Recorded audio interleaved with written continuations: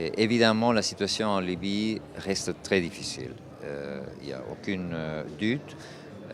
On avait proposé un accord pour 2 ans, un accord temporaire pour donner les institutions libyennes l'opportunité d'approuver une constitution et convoquer des élections. Malheureusement, 3 ans plus tard, d'après le Conseil de sécurité des Nations Unies, la seule option pour les Libyens, c'est garder cet accord temporaire et ce gouvernement aussi temporaire. Parce qu'on avait proposé ce gouvernement de M. Serraj pour 2 ans. Mais malheureusement, il n'a été pas possible d'avancer 1 millimètre davantage depuis Srilat. La vision optimiste, c'est qu'au moins il y a un accord, au moins il y a un gouvernement qui a un appui de la communauté internationale et une partie importante des Libyens, ce qui n'est pas le cas en Syrie, ce qui n'est pas le cas au Yémen et dans d'autres pays en conflit dans la région.